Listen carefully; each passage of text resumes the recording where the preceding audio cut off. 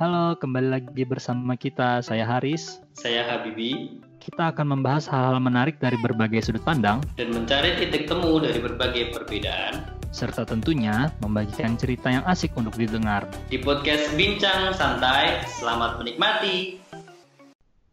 Halo, Assalamualaikum warahmatullahi wabarakatuh. Waalaikumsalam warahmatullahi wabarakatuh. Oke, kembali lagi di podcast kesayangan kalian. Entah kalian sayang atau tidak, saya tidak peduli. Kali ini kita kembali kedatangan teman baik mulu, karena kita nggak tahu ngundang siapa lagi yang bisa diundang. Kita hari ini kedatangan siapa nih, Bib? Kita kali ini kedatangan salah satu teman baik kita. Teman baik. Asalnya dari Medan. Nah, sekarang sudah menetap bukan menetap ya, sudah bekerja di ibu kota. Nah, dia namanya adalah Aulia Rahma. Kalau kami manggilnya biasanya Lia Milan. Nah, ini biar lebih jelasnya, biar beliau ini, teman baik kita ini memperkenalkan dirinya sendiri. Oke, silakan Li untuk memperkenalkan dirinya, Li. Ada tepuk tangan dong. Oh ya. Emang kamu siapa minta tepuk tangan? Ya diundang karena udah nggak tahu lagi bintang tamu yang mau diundang siapa. Banyak kok kita stoknya. Oke, halo pendengarnya bincang apa bincang. Buset deh, salah. Bincang santai. Hai, iya. Perkenalkan, nama saya Aulia Rahmat, teman-teman baiknya Habibi dan Haris waktu kuliah.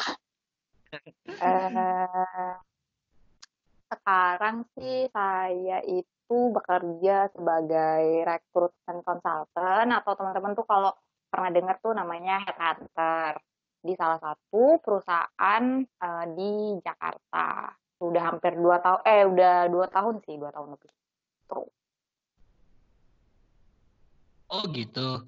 Terus kalau boleh tahu itu tuh kerjanya kayak gimana sih? Tolong biar jelasin lebih detail. Mungkin teman-teman ada yang kayak nggak familiar ya, headhunter itu apa sih, atau recruitment consultant itu apa? Bener, itu headhunter apaan? Aku sebelum kerja sebagai headhunter tuh kayak apaan tuh headhunter, karena nggak pernah denger kan. Ya jadi headhunter itu tuh biasanya service ya, jasa atau service yang bisa perseorangan atau juga bisa perusahaan yang setiap harinya tuh kayak mencari talenta terbaik ataupun tenaga ahli para profesional di satu posisi di perusahaan gitulah, atau klien kita gitu. Jadi tiap hari tuh kita kayak mencari tenaga ahli atau tenaga profesional gitu. Itu tuh udah tuh maksudnya. Iya sih, sama kayak rekruter tadi aku udah bilang kan. Sama aja sebenarnya kayak rekruter di satu perusahaan gitu. Cuma kan kita itu bukan hanya bantu satu perusahaan aja, tapi dari semua bidang perusahaan kita bantu gitu. Berarti kamu mulai dari mencarinya sampai mengiyakan bahwa karyawan ini layak atau enggak di perusahaan itu gitu? Kalau kita dari mulai mencari sampai kita ngerasa ini cocok, akhirnya kita phone call atau kita interview face to face. Habis itu ya kita kasih ke klien kita itu, kita kasih ke perusahaan tersebut. Ini profil yang cocok untuk posisi ini gitu. Baru nanti untuk seterusnya itu akan dihandle sama perusahaan kita itu, klien kita itu gitu. Kita hanya sebatas awal aja sih. Tapi ada juga kok yang headhunter itu buset nih orang jeda tapi nggak selesai. maaf. Harus dimaafin. Ya lanjut. Udah gitu. Tadi ada tapi nyali, sekarang nggak dilanjutin. Lupa aku tadi tapi apa ya? Oke, berarti kalian itu ibaratnya memang ketika melakukan rekrutmen itu kalian yang punya kendali penuh gitu, mau terima atau enggak? Kendali penuh sih enggak, karena 100% keputusan itu kan tetap balik ke klien kita itu. Kita hanya bilang, oh ini loh kandidat yang udah kita interview awal ini cocok, dia punya skills tertentu seperti ini sesuai dengan requirement-nya. Ya udah kita keputusan akhirnya itu tetap di user atau di klien kita itu. Jadi nggak 100% kita yang nentuin sih. Oke, berarti kan eh, kamu hanya sampai pada tahap merekomendasikan ya, entah diambil Yes. atau enggak, Iya, berarti kebijakan rekomendasikan. perusahaan. Benar, tapi kita juga ngebantu nanti untuk di proses akhir juga. Di situ kan proses akhir biasanya ada tahap negosiasi kan. Nah, itu kita Mm, biasanya ngebantu juga sih. Mau mm. ngebantu dari sisi kandidat dan juga ngebantu dari sisi perusahaan yang mau nge-hire tadi. Gitu. Kalau kayak gitu berarti biasanya prosesnya berapa lama, Li? Mulai dari Oh, mencari pekerja sampai tergantung benar-benar. sih. Aku tuh pernah handle satu posisi aja ya. Itu karena memang benar-benar posisi yang kayak senior banget ya. Itu lebih dari sebulan kayaknya ada deh. Hmm. Berarti tergantung posisi banget sih. Dan Hmm. urgent atau enggaknya posisi tersebut gitu. Hmm. Berarti emang ya tergantung bidangnya juga ya. Kalau kebanyakan nih, Li, yang kamu Mm-mm. handle ini biasanya posisinya sebagai apa? Biasanya kalau headhunter itu kebanyakan dari levelnya level eksekutif ke atas atau manajerial ke atas gitu. Jarang banget sih yang staff-staff masih officer gitu yang dihandle sama headhunter. Tapi bukan berarti nggak ada, tapi ada. Awal-awal aku kerja itu masih ngehandle posisi-posisi ini. Kayak supervisor, staff juga ada sih waktu awal-awal kerja deh, waktu di training. Tapi makin ke sini dirasa memang udah punya pengalaman, jadi sekarang aku banyak ngehandle kayak posisi manajerial ke atas gitu. Hmm. Terus Li, kalau misalnya kalian ketika dapat job kayak gitu tuh kalian kan udah dapat nih kriterianya Mm-mm. dari yang klien. Terus Mm-mm. ketika melakukan pencarian kalian sendiri punya kriteria lagi nggak atau memang benar-benar kriteria dari yang klien tersebut gitu loh atau memang ditambahin lagi gitu atau Oh gimana? enggak, biasanya sih enggak. Full langsung dari kriteria permintaan klien ya? Iya, benar. Biasanya mereka udah langsung ngasih requirement atau technical skill yang kayak gimana sih yang mau dicari. Nah, kita patokannya itu sih. Paling kita kalau pun nambahin, paling bukan nambahin untuk skillnya ya, lebih kayak nambahin soft skillnya paling ya. Gitu. Gitu. Terus kalau misalnya biasanya kalian itu kan udah apa ya mereka sudah kasih nih kayak gimana ke persyaratannya perlu apa. Terus bagaimana kalian bisa menentukan memahami lah ibaratnya memahami inti dari persyaratannya itu kayak gini. Misalnya aja nih ada mereka minta kami perlu manajer dengan kemampuan time management yang bagus, kemudian teamwork yang seperti ini. Itu kalian ada lakukan breakdown lagi nggak sih sebenarnya untuk memahami permintaan klien atau Iya, biasanya klien oh gitu. iya Bukan yang biasa. artinya apa ya benar-benar kosongan gitu enggak ya benar. Biasanya kita itu setelah dikasih requirement dari atasan misalnya ataupun dari klien, itu biasa kita discuss lagi kok dengan PIC-nya. Entah itu dengan HR-nya ataupun langsung dengan user-nya.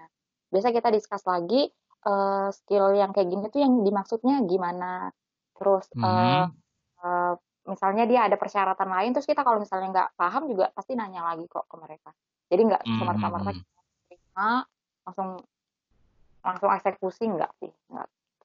Hmm, itu untuk selama ini boleh ceritain nggak sih kayak gimana kesulitannya bekerja yang ibaratnya kalian kan ibaratnya jadi kayak penjembatan kayak gitu kan, bukan yang langsung kalian apa ya? Ya itu di kayak penjembatan kan antara klien dan juga target pekerja yang dicari gitu. Mm-mm. Kesulitan ya.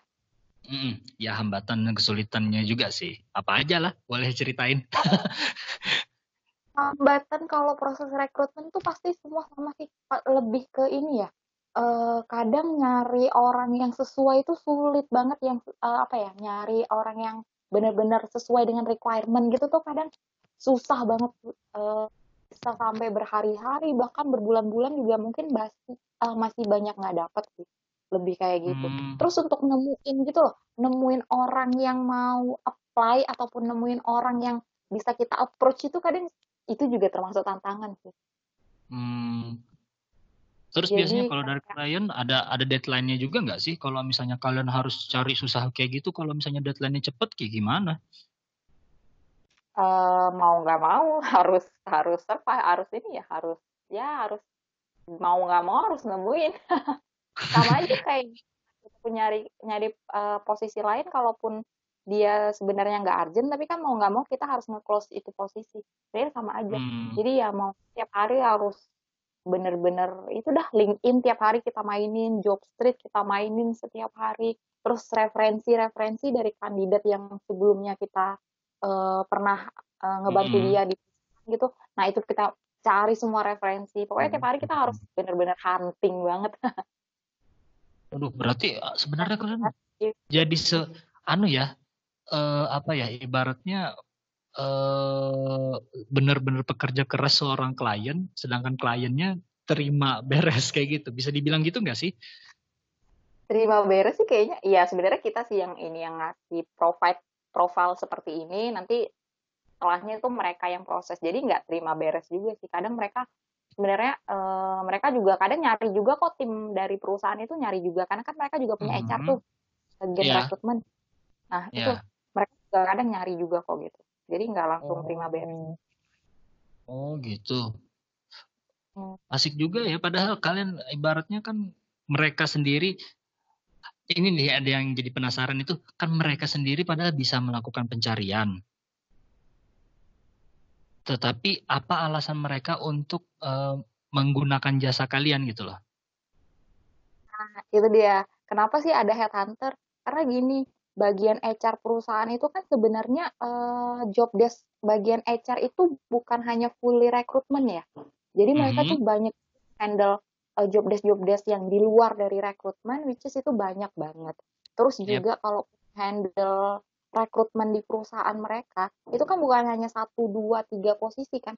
Banyak banget pasti mereka ngehandle. Nah, itu Mhm. pasti waktu banget, dan sementara posisi yang mereka cari itu kadang urgent ataupun punya apa ya, nyari yang benar-benar tenaga profesional yang nggak banyak di lapangan, which is itu Mhm. untuk ya kan waktu banget untuk kalau mereka kerjain sendiri, akhirnya mereka Mhm. milih headhunter gitu. Headhunter Oh, iya iya. yang ngebantu mereka gitu. Makanya jarang banget sebenarnya headhunter itu ngebantu posisi yang gampang dicari sebenarnya, kayak misalnya officer, staff gitu-gitu, jarang banget biasanya. Oh iya, karena jadi makanya kalian ketika mereka sudah melempar ke kalian berarti yang dicari dan juga spesifikasi yang Ya, dicari itu juga udah yang udah apa ya, next level gitu ya kali ya mungkin dibilang. biasanya yang profesional gitu.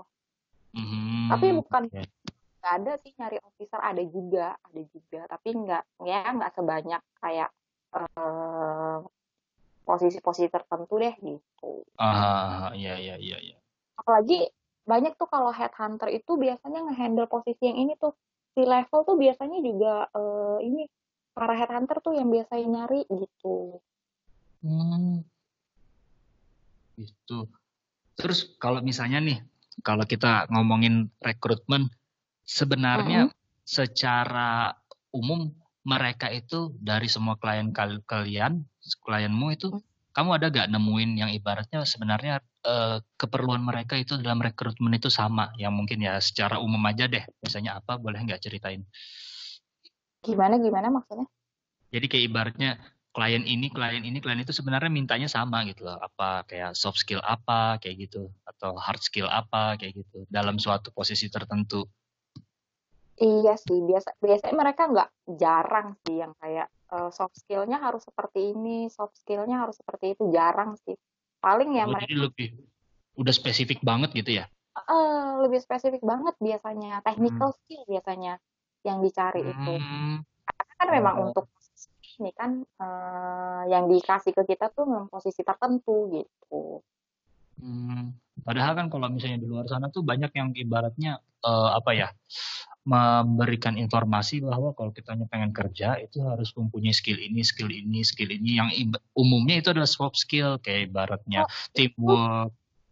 benar, itu cocoknya itu sebenarnya untuk entry level atau untuk yang fresh graduate misalnya, ataupun posisi Mhm. tertentu yang memang membutuhkan soft skill kayak presentation skill atau communication. Nah, itu Cocoknya mungkin kayak posisi marketing misalnya kita bilang. Nah, itu memang soft skill harus banget untuk Ya. bisa communication dan untuk fresh graduate juga sebenarnya soft skill itu memang dilihat banget sih gitu. Kita pede nggak nih? Pede atau Ya, jangan-jangan kita tuh sangat orang yang masih belum apa ya? Belum belum apa sih gitu. terasa. Gitu. Ya. Lagi sih tergantung ininya posisi juga. Oh gitu, berarti kalian ini memang lebih sering cari-cari posisi-posisi besar ya, Iya, manager, gitu. semakin lama kita bekerja sebagai headhunter itu makin lama posisi yang kita handle tuh makin yang ini kok, makin yang senior. Mungkin waktu Ya. kerja awal masih officer itu yang aku handle staff Waktu masih yang kerja awal ya. admin gitu. Oke. Kalau gitu berarti, misalnya gini nih, dalam kondisi kamu menghadapi eh pencari lagi cari manajer, berarti kan tuntutan seorang manajer pun lebih tinggi kan daripada yang entry level, yang cuman pegawai-pegawai biasa. Itu dari kamu sendiri apa yang perlu disiapkan lebih gitu? Persiapkan lebih gimana maksudnya? Sorry. Ya ibaratnya kayak gini ya, kita kalau misalnya wawancara nih ngadepin yang entry level, ada tahapan-tahapannya kan. Misalnya aja kamu harus wawancaranya harus mengulik ini. Terus kalau misalnya dalam manajer, apa yang harus kamu ulik lebih dalam kayak gitu? Pertama kan kita screening dulu tuh CV-nya. Kadang dia nuliskan job desk kayak gini. Nah, itu kita kulik sih biasanya. Ya, mungkin awalnya basa-basi sih kayak ya perkenal apa sih interview biasa lah awal-awalnya. Baru makin kesini baru nanyain kayak dia pengalaman dia di posisi sekarang itu job desk-nya dia tuh seperti apa gitu. Kadang kan dia cerita. Nah, itu kita bisa pilih dari waktu dia menjabarkan itu gitu. Nah, kalaupun dia nanti ada misalnya ngucapin sesuatu, oh job desk aku di sini kayak gini-gini nih. Nah, ternyata dari klien itu ada untuk requirement dia harus pernah ngerjain gini. Nah, itu kita match lagi, oh dia ternyata pernah ngerjain ini. Ya udah kita kulik lagi gitu. Gimana sih cara dia ngerjain ini, ngerjain itu gitu. Lebih ke apa ya? Kalau interviewnya sih mungkin lebih ke nggak yang dalam banget sih, karena ada kalau yang deep banget itu lebih ke user nanti di klien kita. Habis kalian rekomendasi kalian baru yang lebih deepnya gitu ya? Tapi kita nggak sembarangan untuk ngerekomendasiin sih gitu. Nggak kita telepon apa ya? Menurut kita nggak cocok gitu terus kita rekomendasiin kan nggak kayak gitu sih. Jadi benar-benar kita harus pastiin bahwa kita paham banget dengan posisi yang kita cari. Itu penting banget buat recruiter itu. Nah, terus kayak gimana tuh tipsnya tuh biar kita benar-benar paham dengan posisi yang kita cari, kayak kamu bilang tadi tuh? Baca-baca lagi sih, lebih banyak baca-baca requirement-nya yang kayak dikasih itu seperti apa. Terus kita kulik lagi tuh, biasanya posisi ini tuh ngapain aja sih. Lebih kayak gitu sih. Terus discuss juga. Pokoknya kita tuh selalu dikasih PIC dari klien itu. Nah, itu kita korek. Di situ kita bisa ngulik lagi untuk posisi itu kayak gimana. Lebih kepahamin lagi sih gitu. Kalau nggak ngerti, kita harus mau nggak mau nanya gitu. Ini posisinya nih kayak gimana sih maksudnya gitu. Iya. Ngomong-ngomong masalah ya? Tapi emang nggak ada 100% kandidat itu pasti sesuai sama requirement klien itu.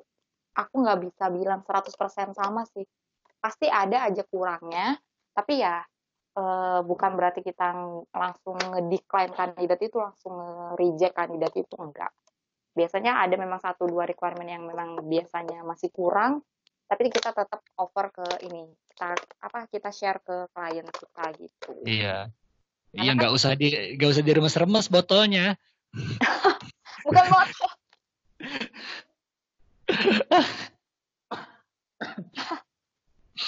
Iya. Karena kan, jangan bilang kamu lupa lagi mau ngomong apa. Enggak. Kan udah selesai tadi. Ini nih kalau misalnya kita ngomongin rekrutmen sih, rekrutmen kan pasti banyak banget sih, masih banyak banget orang yang cari kerja. Iya, benar. Nah, kalau dalam hal ini kamu bisa kasih apa ya, ibaratnya kayak beberapa saran nggak sih buat orang-orang yang lagi cari kerja di luar sana? Kan kamu juga pernah menghadapi yang entry level kan? Iya, pernah. Nah, bisa cerita nggak? Bahkan mungkin aja kamu bisa ceritain pengalaman kamu waktu masih jadi job seeker. Iya, iya. Menurut aku ya, eh, LinkedIn itu ataupun Jobstreet. Kalau Jobstreet sih, ya masih ini sih masih sering sih aku dapat kandidat dari Jobstreet. Nah dari LinkedIn itu sih aku yang kayak rekomendasiin kalau mau cari kerja tuh kayak ngebantu banget. Hmm. Karena Oh, aku hampir 70% sih, lebih dari 50% deh pokoknya. Itu aku dapat iya ya. kandidat dari LinkedIn. Oh gitu. Yes, dari LinkedIn. Dan rekruter ya, rekruter Aha. perusahaan itu rata-rata tuh ya mereka aktif tiap hari itu pasti LinkedIn, Jobstreet, sama ada sih mungkin portal lainnya gitu. Tapi pasti Aha, itu aha. LinkedIn mereka pasti juga bakal nyari dari LinkedIn gitu. Iya, iya, iya. Oh, berarti Dan maksudnya dari LinkedIn ini apa yang harus apa ya, ibaratnya yang dimaksimalkan gitu loh. Kayak gimana eh, gitu. Yang biar ibaratnya kalau ketika rekruter itu lihat, oh ini salah satu yang cocok nih, apa sih kayak gitu. mungkin kalau untuk fresh graduate mungkin ini ya, mungkin bingung kan mau nulisin apa di LinkedIn-nya karena kan Ah, benar, benar banget. kosong banget kan. Ya mungkin Iya. bisa ditulis untuk pengalaman organisasi juga aku ya juga sih juga penting sih untuk ditulis. Dan karena ya kalau kita lihat itu di LinkedIn banyak banget kan kita lihat apa ya profil-profil bagian HR dari perusahaan manapun pasti di LinkedIn kan. Nggak ada salahnya loh kita Mhm. apa kayak nge-message mereka ataupun nge apa sih aku dulu sering banget gitu di message dikirimin pesan gitu sama fresh graduate gitu yang nanya ada lowongan nggak ada salahnya sih kalau untuk Mhm. apa Nyoba ngeliat gitu ya. karena nggak ada salahnya sih untuk nyoba gitu. Hmm. Wow.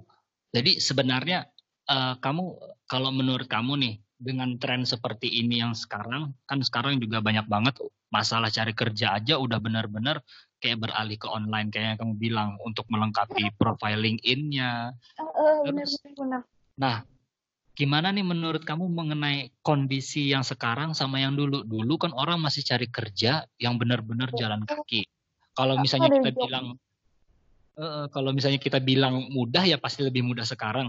Tapi kan ada beberapa poin yang sebenarnya memang bakal ditemukan dengan yang kayak dulu gitu loh, yang jalan kaki datang ke kantor. Karena kan kita bisa lihat penampilannya langsung, ya minim dari penampilan terus attitude-nya secara langsung. Itu menurutmu kayak gimana dengan kondisi yang Tapi kayak gitu dan hmm, jarang sih Riz, jarang banget ya. sekarang itu yang bawa apa ya pakai Oh, amplop oh iya, map gitu gede. datang ke perusahaan dan itu pasti ujung-ujungnya kalau kita datang ya datang ke perusahaan bawa map itu pasti Tinggal langsung CV. diajakin ke resepsionis gitu taruh aja Iya, mapnya nggak mungkin kita langsung iya, ketemu gitu. iya tinggal CV kayak gitu. Jarang banget jadi sekarang itu udah semua online entah itu dari portal jobs ataupun dari website mereka gitu dari web karir mereka sendiri gitu jadi Hmm. sebenarnya sebelum kita lulus ya sebelum lulus kuliah tuh sebenarnya kita udah harus prepare gitu loh prepare Hmm. mau prepare untuk apa ya cari-cari kerja dari online karena semuanya sudah berbasis online gitu nggak ada lagi tuh yang kita Hmm. kirim-kirim berkas gitu jadi Oh kalau gitu. misalnya alasannya nggak ngerti cara pakai LinkedIn, nggak ngerti cara pakai Jobstreet ataupun portal lainnya, kayaknya kayaknya aneh sih kalau bilang nggak ngerti gitu. Aneh kenapa? Memang salah orang nggak bisa. Nggak mungkin, karena sekarang semua orang udah pakai internet, Riz. Jadi kayak, wow, kayak masa sih Wow, nggak wow. bisa gitu. Ya aku nggak bisa. Bisa, bisa. Oh gitu. Jadi akhirnya sebenarnya kondisi ini berarti juga ibaratnya apa ya? Chance ketika kita cari kerja itu malah lebih gede dengan cara menyebar dan mencari pekerjaannya itu lewat online daripada yang harus taruh CV di perusahaan kayak gitu. Oh, nggak bisa bilang chance juga sih. Terus? Mana ya, maksudnya kan lebih efisien juga sih kalau misalnya kita kan kalau pakai berkas tuh ya dari sisi kandidatnya itu udah buang-buang ini juga sih, buang-buang uang, buang-buang waktu juga kan gitu. Oh nanti berkasnya waktu dikirim ke perusahaan itu jarang sih Dibakar. dilihat gitu. Kertasnya dibakar. Iya kan ada tuh yang dia dibuang di tong sampah gitu. Nah kalau online tuh jauh lebih udah 5 menit doang udah selesai gitu kan. Tapi untuk chance-nya sama aja gitu. Chance-nya sih mungkin sih karena banyak sih udah perusahaan yang nggak nerima hard dokumen gitu. Jadi ya jarang sih. Mungkin ada kalau misalnya dia udah ini sih biasanya kalau udah mau interview terus disuruh bawa dokumen naik paling itu doang gitu kalau udah ada janjian mau interview gitu. Tapi kalau sebelum udah ada janjian interview terus dia bawa berkas ke perusahaan itu kayak janganlah apa ya buang-buang waktu sih. Oke. Oh gitu. Jadi berarti kalau misalnya kita ngomongin chance masih belum bisa kamu bilang bahwa akan lebih menguntungkan orang yang bergerak di online gitu ya? Chance-nya ya mungkin aku udah bisa bilang sih lebih ke online kali ya. Iya. Terus nggak nemu juga kayak sekarang itu masih ada orang yang kirim berkas tuh aku udah nggak nemu lagi. Kalau dulu mungkin masih nemu, tapi sekarang kayak udah nggak nemu. Nggak tahu mungkin masih ada kali ya. Masih ada, sumpah masih banyak. Ya mungkin masih ada. Mungkin karena kamu nge-handle-nya manajer kali ya, manajer. Iya, mungkin perusahaannya masih belum belum ada web portal. Biasa kan di perusahaan itu ada karir portalnya sendiri. Nah, mungkin perusahaannya masih belum ada. Jadi pakai berkas. Nah, kalau misalkan kayak sekarang kan kalau yang kayak katamu tadi kan memang sekarang lebih difokuskan atau beberapa perusahaan itu sudah fokus ke online. Nah, kan sempat mendengar itu kan kalau dulu kan kayak sosial media itu juga diperhatikan sampai kalau nggak salah kemarin tuh TikTok itu juga salah satu yang diperhatikan. Nah itu gimana sih seberapa pengaruhnya sosial media itu? Kalau aku yang ini ya nemuin sendiri di kasusku itu aku belum pernah gitu Bib, yang kayak gitu. Tapi memang aku udah pernah denger sih yang kayak gitu yang jadi perusahaan sebelum nge-hire itu mereka kayak ngulek apa sih? Mereka ngelihat sosial media dari calon kandidat ini kan. Tapi aku belum pernah sih yang dari klien aku sendiri yang sampai kayak gitu. Ada pro kontranya juga sih menurut aku ya. Gimana itu pro kontranya? Karena kan di satu sisi sosial media itu mungkin mereka yang kontra itu sosial media ngapain sih dicampurin ke urusan kerjaan gitu. Toh sosial media itu kan hanya untuk pribadi sendiri ya gitu. Mungkin yang pro atau yang pro mungkin ya mungkin mereka nganggapnya bahwa oh nanti kan kalian ini bisa ngerusak citra perusahaan ini gitu. Visi misi perusahaan ini seperti ini, tapi kalian itu di sosial media itu malah bertentangan misalnya. Nah mungkin yang bagian pro-nya kayak gitu. Kalau lihat kan emang sekarang itu kan kebanyakan orang curhat masalah kerjaan kan di sosmed. Nah itu mungkin itu juga yang jadi pertimbangan. Misalkan kayak cari tipe-tipe yang nggak baperan itu mungkin juga memperhatikan sosmed itu. Iya, mungkin sih perlu juga kali ya. Mungkin kalau orang yang posisinya bagian misalnya nih dia bagian finance nih, bagian keuangan, terus ternyata dia orangnya yang apa ya, yang suka gosip gitu di sosial media kan, perusahaan jadi takut ya. Tapi kan bukan berarti aku bilang dia nggak ini harus di reject enggak. Tapi kan ya ada rasa sedikit lah was-was mungkin. Rahasia perusahaan nanti keuangan perusahaan bisa diumbar ke media sosial. Kalau ini apa, Li, kan kalau dulu apalagi levelnya di eksekutif ya. Kalau sudah di manajerial ke atas itu kan kalau nggak salah dulu pas aku dimagang di salah satu perusahaan itu kan ada yang namanya akuisisi karyawan. Mm-mm.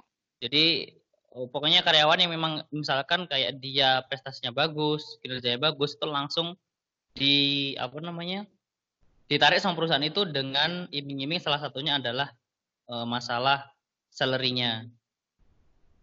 Nah, kalau misalnya kayak gitu, apakah dia itu juga tetap harus melewati step, ya harus ikut tes dari apa namanya, dari misalnya kayak ada psikotesnya sampai interview, atau ya udah itu sudah kebijakan perusahaan gitu. Ini dari akuisisinya gimana? Dari perusahaan lain atau dari perusahaan yang Iya, sama? dari perusahaan lain. Jadi misalkan dia Oh. jadi apa namanya general affair di satu perusahaan nih, perusahaan. Nah, kemudian perusahaan B ini melihat, oh ini kinerjanya bagus. Mm-mm. Nah, terus perusahaan B itu pengen mengakuisisi karyawan itu untuk masuk ke perusahaan yang dia miliki itu. Mm-mm. Tetap Nah, kayak ikuti gitu tuh proses. maksudnya dengan tetap ikuti proses itu ya. Tetap ikuti proses. Tetap ada prosedurnya gitu. Karena Mm-mm. untuk interview aja itu nggak hanya ngelewati 1-2 orang, nggak hanya ngelewatin 1 orang aja, tapi ada beberapa kali interview sih untuk bisa. Apalagi Mm-mm. kalau udah level yang tadi, misalnya manajer, itu kan dia harus berhadapan lagi sama misalnya BOD di perusahaan itu, board of director-nya. Jadi Mm-mm. nggak langsung, tetap sesuai prosedur sih. Gitu sih. Kalau menurutmu sih, Li, jadi kalau kayak level manager ke atas itu lebih, maksudnya kan ada yang namanya bias kan. Mm-mm. Bias kalau dulu kalau nggak salah pernah disampaikan itu kalau bisa kayak proses rekrutmen itu kalau bisa menggunakan orang luar atau pihak ketiga. Nah, itu untuk mengantisipasi kalau misalkan ada titipan dan lain-lain gitu kan. Iya, Nah, benar. maksudnya apakah peran dari headhunter itu memang untuk menjembatani itu? Bisa jadi sih, tapi headhunter itu sebenarnya headhunter ada itu bukan untuk bias aja sih, Bib. Mhm. Jadi kalau bias itu mungkin bukan headhunter ada itu bukan karena bias sih lebihnya. Jadi gimana tadi pertanyaannya? Li, Heeh, heeh, heeh. jangan sampai podcast ini tersebar di antara orang-orang yang nanti kamu wawancara ya. Kan tadi aku nggak nyebut perusahaanku ya. Udah disebut dulu malah. Enggak sih. Jadi kalau bias itu kayak enggak sih. Soalnya kan kita juga kalau yang gunain jasa headhunter itu dan kita sebagai headhunter kita kan nggak kenal juga sih dengan kandidatnya gitu. Jadi ya Mhm. mungkin perusahaannya ya untuk ngindarin bias juga mereka mungkin ya Hmm. gunain juga sih. Tapi pernah nggak menemuin kasus bahwa ini karyawan-karyawan yang sudah, jadi yang perlu kamu seleksi selanjutnya ini. Jadi perusahaan itu sudah punya kandidat nih. Jadi kamu tinggal step yang tidak harus ngurusi dari awal gitu. Jadi sudah, oh aku titip ini, coba kamu interview, kira-kira sesuai dengan yang dibutuhkan perusahaan atau enggak. Pernah nggak kayak gitu? Itu mungkin nggak pernah sih kalau headhunter nggak pernah. Mungkin kalau titipan itu lebih ke internalnya aja sih prosesnya nggak nyampe ke headhunter. Yakinnya sih aku kayak gitu. Kalau yang Hmm. titipan orang dalam itu. Jadi emang kebanyakan sudah mulai proses dari nol sampai, Proses dari awal. oh iya, iya, iya. Mungkin mungkin kalau nanya-nanya orang dalam titipan itu lebih cocok nanya ini ke Nurul Lia ataupun nanya ke Oh Mbak Uki iya, mungkin. Karena kan mereka langsung yang internal perusahaan tuh, jadi betul. mungkin mereka lebih banyak nemuin yang kayak titipan gitu. Perusahaan mereka udah jadi klien kamu belum? Dulu sih Lia tuh pengen, ayo dong perusahaanmu, gak mahal katanya kayak gitu. Oh mahal perusahaanmu? Enggak, maksudnya karena pasti kan gunain jasa orang ketiga kan mau nggak mau bayar kan. Ya, betul. Sedangkan kalau Begini nih. mereka gunain Kan internal ini mereka pasti. ya kayak kamu bilang ya, menggunakan jasa pihak ketiga otomatis lebih mahal. Tapi ya kayak kamu bilang yang sebelumnya juga pernah sempat kamu bilang kenapa beberapa perusahaan itu menggunakan headhunter karena biar kayak waktunya kemudian mungkin saja urgennya yang lebih tinggi daripada pekerjaan yang lain, dan juga job desk mereka yang lebih banyak, nggak cuma record doang. Tapi mereka itu tetap mau mengeluarkan biaya lebih gitu loh untuk melakukan rekrutmen dan menggunakan jasa headhunter. Benar. Nah, itu biasanya didasari apa sih? Ya Kamu karena itu bisa, tadi kita tuh nggak punya waktu untuk ngehandle posisi ini gitu. tapi Balik masa lagi. mereka lebih mau ngeluarin duit daripada nganu waktu? Kayaknya mereka kalau misalnya mereka jalankan sendiri, masa nggak keberatan gitu? Masa keberatan banget sih gitu loh? Daripada mereka nggak nemu kandidat dan akhirnya posisi tersebut nggak terisi, akhirnya ya jadi operasional di perusahaannya kan jadi kacau kalau misalnya satu posisi itu nggak terisi. Ya udah mau nggak mau mereka ya keluarin duit, tapi yang penting posisinya langsung terisi, kan mending gitu biasanya. Iya sih. Karena kalau ada satu posisi aja yang kosong itu bisa buat ini ya, Ngaruh maksudnya banyak ya ngaruh ke banyak divisi juga. Nah, kalau misalkan kasusnya kayak gini, kan di perusahaan juga sudah ada tim rekrutmen. Nah, pastinya kan mereka tugasnya juga untuk merekrut kandidat terbaik, ya kan? Nah, terus alasan apa lagi yang kayak tadi selain waktu kan ya, yang membuat perusahaan yang sudah punya tim rekrutmen itu juga meng-hire dari headhunter. Selain waktu mungkin lebih ke ini ya, channel untuk headhunter itu mungkin referensinya lebih banyak kali ya. Karena kan kita bekerja dari berbagai bidang dan posisi yang kita handle sekarang itu bisa aja posisi yang udah ke-15 kalinya kita cari misalnya. Otomatis kan kita punya database, kita punya channel ataupun kita punya referensi yang bagus. Nah, mungkin mereka mikirnya kayak gitu sih. Kalau kamu mikirnya gitu nggak? Dan benar juga sih. Kita tuh udah kayak apa ya? Kalau udah nge-handle posisi ini yang udah kesekian kalinya, jadi lebih gampang aja sih untuk nyari data lagi gitu. Jadi kan memang peran dari headhunter itu sendiri kan memang sebenarnya mungkin bisa digantikan langsung dengan tim rekrutmen perusahaan gitu ya. Asalkan bisa aja mereka kita bareng-bareng kerja gitu, bisa aja. Oh, berarti kalau kolaborasi gitu juga memungkinkan? Maksudnya satu posisi ini nih dikasih ke headhunter gitu. Kadang tim internal mereka juga nyari sendiri gitu. Terus kalau masalah tanggung jawab nih, misalkan jadi misalkan nih dari headhunter itu sudah mencarikan karyawan sesuai dengan kriteria perusahaan. Nah, terus kontraknya itu kalau misalkan ada tipe-tipe karyawan yang awalnya interviewnya bagus, sudah diterima, nah tiba-tiba dia keluar atau resign sebelum kontraknya berakhir. Nah, itu apakah headhunter juga bertanggung jawab atau ya sudah prosesnya sudah, yang penting kita sudah mencarikan seperti itu? Oh enggak, jadi kalau headhunter sih biasanya tergantung kontrak ya, sampai berapa bulan karyawan di situ. Kalau dia misalnya resign, ya kita mau nggak mau tanggung jawabnya ya kita ganti replacement gitu, ganti orang lagi, cari orang lagi gitu. Jadi kita pun kalau udah dapat kandidat bukan berarti kita langsung udah pindah lupain, enggak. Kita juga tetap harus jaga ini sih, jaga komunikasi ke kandidatnya, karena kita di situ juga bisa sebagai advice-nya kandidat dan klien gitu. Kalian kayak jual barang ya, bergaransi gitu.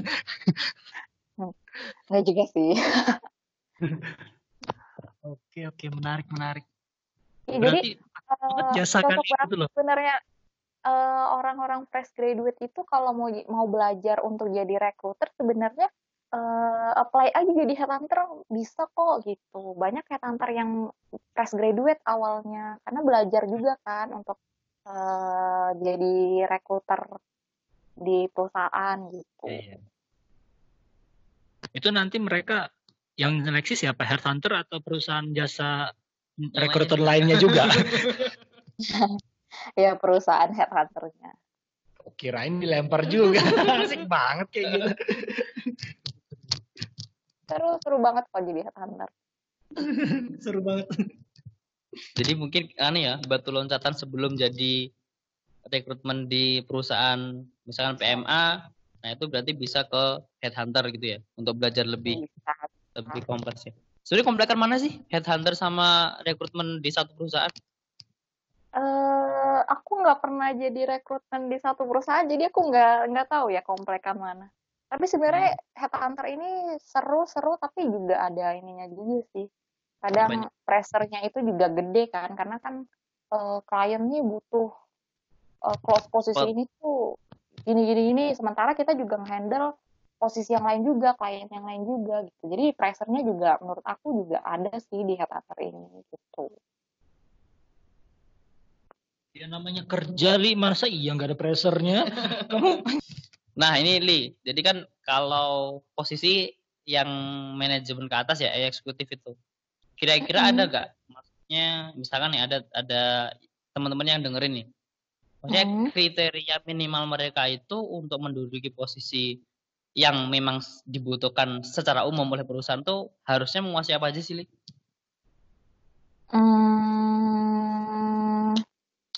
Nguasain apa ya? Oh, penting banget nih. Biasanya yang manajerial ke atas ya. Bahasa Inggris tuh penting banget, serius.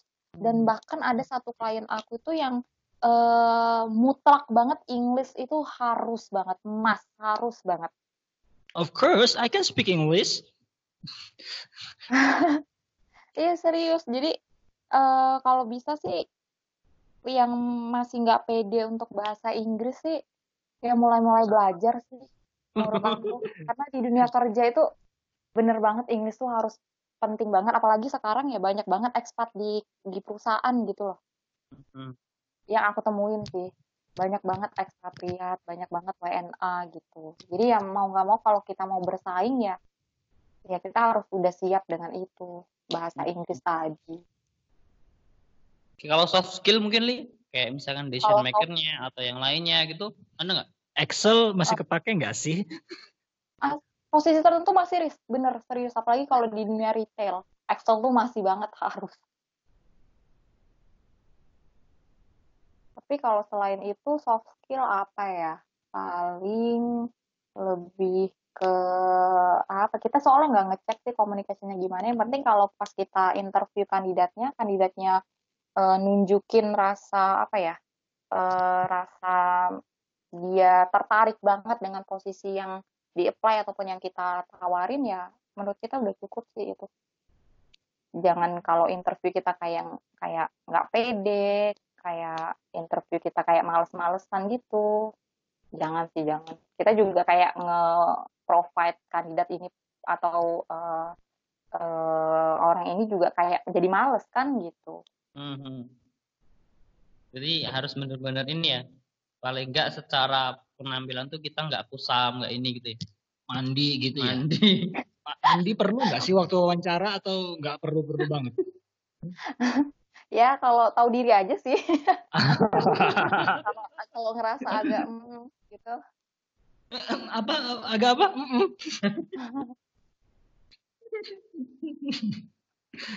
Kan mungkin aja yang lagi susah air gitu. Tapi kalau di Jakarta kayaknya nggak mungkin deh ya kejadian kayak gitu ya. Apalagi lagi musim-musim gini. Waktu berangkat buat ngelamar kerja kan berenang. Enggak. Oh iya, ini kan yang krusial nih ketika masalah interview nih. Biasanya kan untuk masalah salary. Nah, itu bagusnya nih. Begitu teman-teman misalkan nanti mau interview, bagusnya itu ketika ditanyain kamu mau digaji berapa? Atau kamu siap digaji segini kayak gitu. Nah, itu harusnya bijaknya itu jawabnya seperti apa sih, Li? Kita bilang aja. Jadi kita harus apa ya? Harus memang ngomong sih gaji yang kita mau tuh seperti apa. Jangan kayak aku gajinya negotiable. Banyak banget soalnya. Oh, gaji aku negotiable, nanti sampai tahap akhir ternyata udah di offer dengan budgetnya si perusahaan ini, tiba-tiba dia mundur gitu. Karena gajinya nggak sesuai lah, gajinya apa lah. Ya sebenarnya itu balik lagi ke kandidatnya, kenapa dia dari awal nggak infoin kalau dia tuh sebenarnya dengan current salary segini, ya aku opennya segini. Harusnya dari awal udah terbuka sih seperti itu. Makanya kita headhunter ataupun recruiter kalau interview pasti selalu nanya gaji dia berapa gitu. Iya. Gaji expect-nya dia berapa gitu. Susah Berarti- banget kalau misalnya dia bilang negotiable, tapi ujung-ujungnya pas di offer malah mundur gitu. Tapi kalau misalnya nanti malah terlalu ekspektasi dia terlalu tinggi, terus kalian gimana? Apa menyikapinya gitu loh? Itu perusahaan biasa itu ada tahap negotiable lagi. Jadi selalu ada bargain lagi di situ. Sekali nego, nanti kalau nggak masuk juga 2 kali ada nego lagi kayak gitu. Biasanya selalu ada nego kok. Jadi jangan takut sih untuk nyampain gaji kita maunya berapa. Walaupun kayak gede banget gitu, anggaplah pekerjaan tersebut dengan range penghasilannya salarinya 10 sampai 15, terus kita bilang 20 juta kayak gitu. Itu it's okay kan? Atau kayak normal kenaikan gaji itu 20-30%. Ada sih yang sampai 40% itu. Ya, jadi kalau normal 100% itu udah wow. Kan juga nanti ada negosiasi lagi. Ada sih, tapi ya tetap aja negonya kan pasti nggak bakal sih di sampai yang 100% itu. Oh iya. Pasti ujung-ujungnya turun lagi. Tapi nggak apa-apa kok kalau mau misalnya memang dia opennya gini, nanti kan ya ada negonya lagi gitu. Tapi kalau memang posisi yang dicari itu emang krusial banget dan kandidatnya memang ngerasa bahwa skill yang dia punya itu emang yang dibutuhkan perusahaan atau memang posisinya memang yang krusial banget deh, pokoknya nggak ada salahnya sih kalau dia matokin harga yang tinggi, tapi ya yang sesuai budgetnya dari perusahaan itu sih. Biasanya ada kok yang sampai gajinya bisa di atas 50% kenaikan tuh ada aja. Jadi sebenarnya perusahaan itu ketika di awal itu sudah menyampaikan belum kalau gajinya untuk posisi ini sekian gitu? Sudah. Kalau ke recruiter ataupun ke headhunter selalu pasti infoin budget kita tuh segini, range kita segini. Tapi ada notes-nya lagi tuh mereka. Kalau memang nanti di pasaran ataupun memang current-nya kandidat yang mau di-hire itu udah angka tertentu segini-segini dan dia mau expect-nya di luar dari budget perusahaan, ada perusahaan itu yang mau, tapi juga ada yang enggak deh, budget kita mentok. Nah, jadi kalau misalkan ada teman-teman yang mungkin masih fresh graduate ya, nah itu untuk mengenali nih bahwa ya aku pantasnya digaji sekian. Nah itu tipsnya gimana sih, Li? Kalau fresh graduate gimana ya? Aku juga dulu waktu nego gaji gitu juga masih takut-takut gitu kan. Kalau fresh dilihat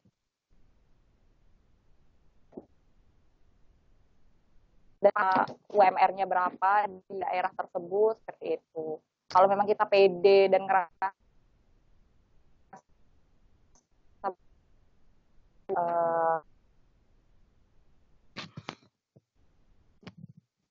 itu gitu. Nggak apa-apa serius. Kalau kita interview, iya kan? Ya, aduh. Tapi beneran nggak apa-apa deh kalau misalnya kita pas interview itu halo. Iya, halo. Apa kalau bener pas interview itu kita memang sudah ngeluar apa ya, kayak bilang, oh saya expect saya segini sih nggak apa-apa sebenarnya.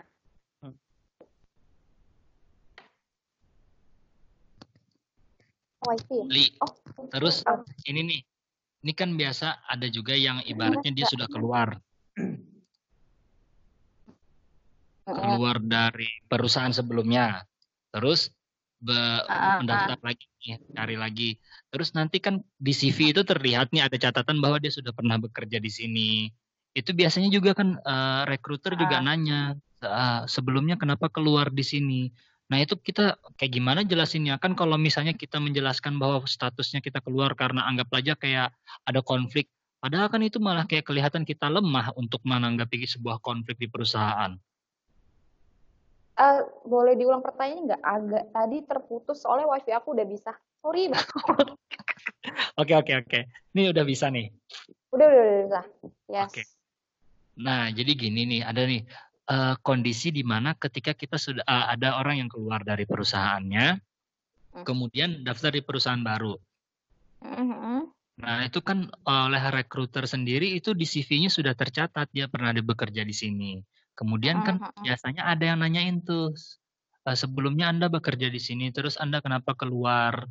Nah, kalau Mhm. misalnya kita ngejelasin kayak keluarnya alasannya nih, atas dasar anggap aja ada konflik atau ada alasan yang mungkin aja kayak karena tidak sesuai, gaji atau memang kayak kalau mungkin kalau alasannya pindah kota masuk akal ya, cuman kalau misalnya kayak konflik gitu, ataupun merasa gajinya kurang, ketika kita menyampaikan itu kita sebenarnya akan terlihat lemah enggak sih? Soalnya kan misalnya kayak kita bilang ada konflik, itu kan berarti kita terlihat lemah kan karena nggak bisa meng-handle konflik tersebut gitu loh. Atau kayak gimana bagusnya ketika ditanya Eee, apa alasan keluar dari perusahaan sebelumnya? aku tuh pernah ya, jadi klien aku tuh bilang, "Oh, interviewnya bagus, bla bla bla bla bla." Tapi waktu ditanya kenapa alasan waktu si klien aku ini nanya si kandidatnya, "Kenapa sih, kenapa kamu resign dari perusahaan sebelumnya?" Nah, kandidatnya ini bilang, eee, dia tuh pengen pindah karena uang gitu. Ada tuh yang ngomong kayak gitu. Nah, klien Mhm, aku tuh langsung kayak apa ya, mereka tuh langsung takut gitu, langsung warning gitu, langsung, karena uang jangan-jangan nanti setelah di perusahaan aku sekarang ini, setelah nanti di-hire, dia nemuin nanti, posisi yang perusahaan sama lain dengan gaji yang tinggi heeh. Nah, bisa heeh, aja dia nih keluar. Nah, kan klien aku iya. tuh pernah kayak gitu. Jadi, sebenarnya takut-takut banget sih kalau misalnya ada kandidat yang ngomong kayak gitu tuh kayak, klien aku tuh langsung yang kayak, langsung kayak apa ya, Kayak kenapa sih dia harus, apa ya, goals-nya duit gitu, kayak gitu ya? mhm mhm, bener. Tapi kan kalau misalnya Terus memang kondisi kayak gitu kan apalagi kan kadang apa ya, informasi-informasi beredar alasan ketika interview itu kita coba kalau misalnya ditanya alasannya berikan alasan yang jujur dengan kondisi saat ini, kemudian dengan sesuaikan dengan kemampuan gitu loh. Jangan di-faking good lah. heeh, tapi kalau dia bilang alasannya seperti itu, ternyata dia kerja di sebelumnya, kan dilihat lagi ya dari CV-nya, dan di sebelum-sebelumnya itu ternyata dia loyal, at least lah bisa 3 4 5 tahun di perusahaan, itu nggak jadi concern perusahaan kok waktu dia bilang, apa, dia pindah karena uang misalnya. Tapi kalau misalnya dilihat dari CV-nya ternyata dia, short spanner gitu, Heeh. misalnya dalam setahun itu dia sudah 2 kali, 3 kali perusahaan nih, di Heeh. di masing-masing perusahaan itu nggak nyampe setahun. Nah, itu Heeh. concern lagi tuh perusahaan itu. Oh, dia pindah Heeh. karena uang nih, dan dilihat dari Heeh. CV juga memang pendek-pendek nih dia kerja di perusahaan. Nah, Heeh. sama tuh, gitu. Jadi emang bagusnya ketika pertanyaan itu ditanyakan, jawabnya gimana, Li? Kenapa pindah mungkin bagusnya sih bilangnya jadi faking ini lagi ya, jadi Iya kan? gosip lagi. Nanti kalau misalnya apalagi ngomong sama orang-orang kayak kamu kan kalau kita faking good kayaknya kelihatan deh. Oh, nih faking good Bakal nih, kelihatan. faking good nih. Kamu kan bisa kayak gitu. CV-nya pendek-pendek banget nih, dia kerja nggak nyampe setahun pindah. Nah, itu bisa jadi concern sih. Jadi waktu kalau ditanya mungkin ya apa juga, ngejebak juga sih sebenarnya tuh. Heeh. Iya, terus apa nih yang harus kita Jadinya lakukan? Kita kan jadinya pengen gimana tahu nih? kita kayak gimana. Aku juga nggak bisa nyaranin soalnya nanti ya, oh ini nyaranin Berarti jawab seperti ini nih, nanti ada yang dengar kayak gitu, aku yang disalahin. oh Oh, iya. kan saran. Kan Ya jujur Kita aja sih, samarkan nih dari nama kamu kita samarkan. kamar kan jadi siapa gitu, jadi Iya siapa gitu. Milan. paling paling paling enggak nih, paling enggak ya pasti nggak bisa loh apa yang kamu saran itu langsung dimakan mentah-mentah gitu kan. Pasti kan juga improve sesuai dengan kondisi yang dialami oleh calon pelamar itu. Itu paling enggak gimana sih kita harusnya jawabnya itu apakah ya memang misalkan nih kayak kayak tadi dibilang Haris ya karena ada konflik dan lain-lain atau kita ada ya sedikit tricky gitu loh. Kita harus jawab gimana. Iya. Sebenarnya kalau ditanya bilang aja sih, otomatis kan kalau kita ditawarin pekerjaan tertentu ataupun kita nge-apply, pekerjaan tertentu, otomatis kan kita memang ada rasa tertarik kan untuk perusahaannya, ya nggak ada masalah kita Mhm. bilang, perusahaannya ini punya prospek yang bagus nih untuk karir aku ke depannya. Oh, nah itu. Sementara Hmm. aku di pekerjaan sekarang udah 3-4 tahun misalnya, tapi karir aku tuh kayak gini-gini terus gitu. Stuck gitu. Nggak ada proses, nggak ada program develop dari kantor juga nggak ada gitu. Nah, aku lihat nih perusahaan yang kayak gini kayaknya untuk karir aku tahun 2 tahun ke depan kayaknya bagus gitu. Nggak Mm-mm. apa-apa jawab kayak gitu. Nah itu loh maksudnya. Bagus itu. Tapi ya Ini jangan kayak alasan ini tuh selalu digunakan gitu Ya, terus. oh ya. ya sih benar sih, benar. Pindah ya. Catatan penting rekruter tuh kita ngelihat dari berapa lama dia kerja di perusahaan tuh. Hmm. Hmm. Ya, ya. Jadi Pernah oh tuh ya. kayak apa ya, langsung di infoin gitu sama perusahaan sama klien aku tuh, aduh dia short spinner banget nih, enggak deh digituin langsung. Aku tuh pernah. Hmm. Nah, kalau mungkin kamu juga udah pernah baca kan, kalau millennials itu kan memang mereka tipenya suka berpindah-pindah kerja. Jarang sekali kan kalau nggak salah di artikelnya siapa ya lupa.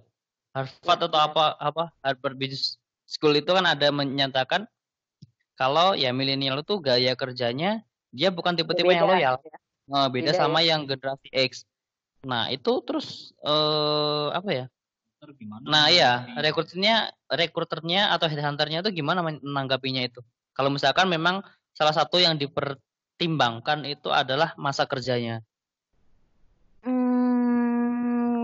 Kalau udah setahun sih biasanya aman, Bib. Hmm. Biasanya mereka aman. Tapi juga balik lagi sih, kalaupun memang mereka tiba-tiba bilang, oh ini baru tahun kok udah pindah-pindah terus. Tapi ya balik nanya lagi nih ke kandidatnya, kenapa kamu resign? Oh ternyata kontrak aku setahun. Nah itu masih bisa kita terima. Karena kan Oh. sekarang banyak banget kontrak itu paling cuma setahun kan Mhm. gitu. Tapi masih bisa diterima. Apalagi Iya. milenial sekarang kan kerja bisa dari rumah kan gitu. Bahkan ada Hmm. kontrak-kontrak yang cuma 6 bulan sekarang. Nggak Iya, tahu iya bener-bener. Indonesia ya. Doang. Ya, cuma ada beberapa kontrak yang aku tahu di luar cuma 6 bulan. Benar. Makanya jadi CV-nya juga agak jelek kan kalau dilihat dari Iya, perusahaan. padahal jadi terlihat gitu loh. Tapi kan kalau misalnya kita yang kerjaannya memang target kerjanya 6 bulan kan ya memang mau kayak gimana, cuma 6 bulan. Nah, itu ditulis bagusnya tuh di CV gitu. Alasan Hmm, biasanya ditulis proyeknya kontrak, cuma 6 bulanan gitu ya. kontrak atau apa gitu. Oke. Full.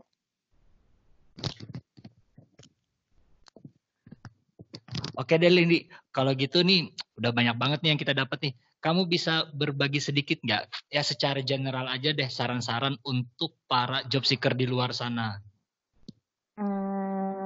Para job seeker di luar sana.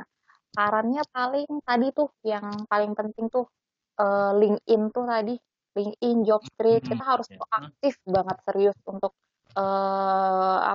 cari-cari kerjaan itu di online, kunjungin website karir perusahaan, atau kita bisa langsung approach HR-nya perusahaan langsung tuh di LinkedIn, gampang banget. Kita tinggal kirim pesan aja tuh, hai Mbak, halo, nama saya gini-gini, ini gampang tinggal gitu doang gitu. Terus apalagi ya? Nah, untuk anak-anak psikologi ya, karena kita kan dari psikologi ya. Kalau mau memang di bidang industri PIO di bidang industri lah gitu, mau masuk ke perusahaan bagian HR, nggak ada salahnya kok untuk kita intern dulu tuh di perusahaan.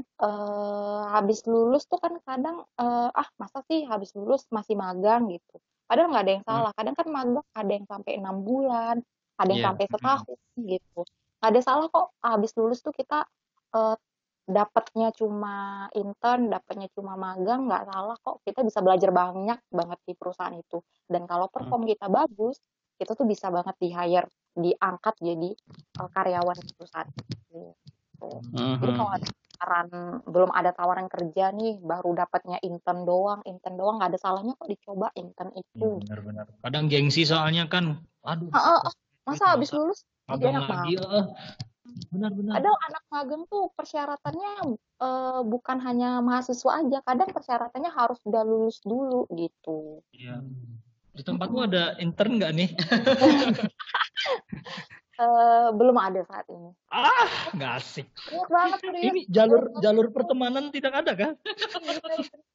Tapi banyak banget serius. Aku lihat tuh kalau scroll timeline di LinkedIn tuh banyak yang terima intern gitu-gitu, magang Ya, gitu. cepatmu dong, kan biar bisa ketemu kamu. Iya ya. Nanti deh aku Iya. buka cabang di Malang. Oke deh, asik banget ya. Thank you banget ya, Li. Terima kasih nih. Iya. Thank Aduh, you. terima kasih banyak udah membagi beberapa saran dan juga dipaksa untuk kunci Aku jawaban. salah Kenapa? Aku takut salah ngomong gitu. Jadi nanti kalau ada pendengar bincang sehat. Bincang santai. Ada pendengar bincang santai. Apaan nih mbaknya salah ngomong. Kamu tinggal bilang, kamu kerja apa? Kayak gitu aja. Mohon dikoreksi, jangan salahin aku. Kamu tahu nggak YouTuber tuh yang watch-nya itu sampai ratusan ribu itu 10% itu diterima. Nggak mau. Nah, apalagi kita yang nonton 10 ya pasti ada satu yang ngina. Aku tuh takut sama netizen online. Ya Allah, kayak viewers kita banyak aja. Nanti aku tambahin viewers kalian. Iya. Oke. Oke deh, thank you Yali udah membagi waktunya dan saran-sarannya. Iya, semoga ada yang sedikit aja manfaatnya, walau banyak. Amin. Iya. Oke deh, kalau gitu itu aja. Saya Haris. Saya Habibi. Saya Dan Lia. Lia. Oke, kalau gitu saya Haris. Saya Habib. Saya Aulia. Mengucapkan Selamat. Selamat sore. Selamat sore. Oke ya, thank you Yali. Sekali lagi terima kasih atas waktunya. Dan juga buat teman-teman, itu dari Lia, itu di saran-saran yang sangat bermanfaat banget bagi job seeker di luar sana ataupun teman-teman rekruter juga yang memiliki pengalaman yang sama ataupun ingin menjadi seorang rekruter. Oke, cukup kali ini podcast bincang santai. Assalamualaikum warahmatullahi wabarakatuh. Waalaikumsalam warahmatullahi wabarakatuh. Terima kasih sudah mendengarkan podcast ini. Saya Haris. Saya Habibi. Sampai jumpa di podcast lainnya.